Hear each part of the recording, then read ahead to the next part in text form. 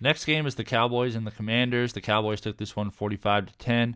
Sam Howell was 28 of 44, 300 yards, no touchdowns, and interception. He also had 2 carries for 13 and a rushing touchdown.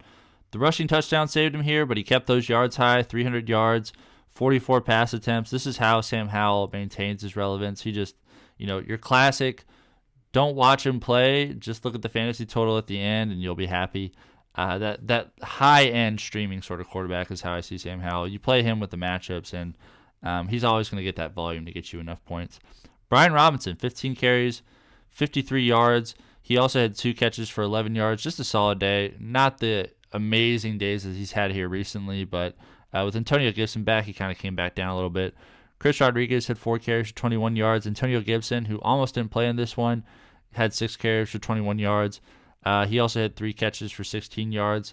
So that's where a lot of Brian, because Brian Robinson was getting so many passes here recently without Antonio Gibson, but now with Gibson there, he kind of takes back that passing game role that he had. So disappointing if you're a Brian Robinson manager, but at least he was able to get you roughly 7-8 fantasy points today.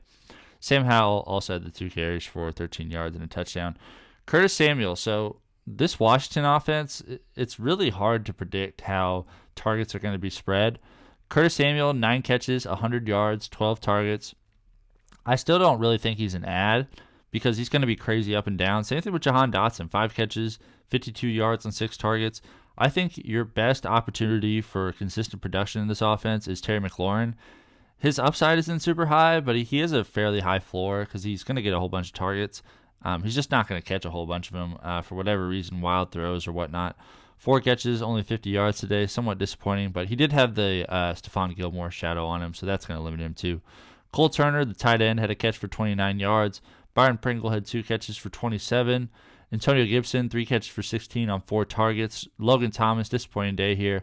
Just the 2 catches for 15 yards on 4 targets. I think he's slightly overrated, Logan Thomas, because he has a lower floor than I think he gets credit for. Brian Robinson, just the 2 catches for 11 yards with Gibson back, and De'Ami Brown did not haul in his only target. For the Cowboys, Dak Prescott was 22 of 32, 331 yards, 4 touchdowns, no interceptions. He also had a carry for 10 yards. He's just been on a tear recently, and he gets to play arguably the worst defense in football today, so no surprise that he was absolutely taking off again. Keep playing him every single week, looking like somebody you don't need to really worry about the matchups, at least here recently. Just kind of ride this wave and see where it goes. Tony Pollard, speaking of wave, he is fully back. 13 carries, 79 yards, and a rushing touchdown. He also had 6 catches and 24 yards. Amazing stuff, looking like he's going to come back into top 10 running back consideration here shortly after 2 good games in a row here. Rico Dowdle also had just the 3 carries for 11 yards, even more affirmation that Tony Pollard is about to take off. CeeDee Lamb also had a carry for 0 yards. Brandin Cooks getting more involved here recently. 4 catches, 72 yards, and a touchdown. You'd like it to be a little more consistent, but the highs are absolutely here, and lately they have been showing in a big way. As long as Dak Prescott is having a good day, it looks like CeeDee Lamb is going to be that number 1, but Brandin Cooks really solidifying himself as that number 2. And CeeDee Lamb, just the 4 catches for 53 yards and a touchdown today. Led the team in targets with 9, but just the 4 catches. Jalen Tolbert, 2 catches, 49 yards on 3 targets. Drop him if you got him. CeeDee Lamb, even though he wasn't amazing here, I still think you got to start him no matter what. No matter what the matchup is, because he's just an elite receiver. Jake Ferguson had a catch for 35 yards on 3 targets. His value is kind of coming down a little bit, around that Cole Kmet sort of range. I think Evan Ingram, for example, is like a step above. Dalton Schultz a step above Jake Ferguson. Kevontae Turpin, the returner, had a catch for 34 yards and a touchdown.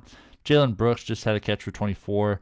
Tony Pollard, like we said earlier, had the 6 catches for 24. Rico Dowdle had a catch for 15 and a receiving touchdown. Michael Gallup had a catch for 13 and just the 1 target. And Luke Schoonmaker had 2 targets, 1 catch, and 12 yards.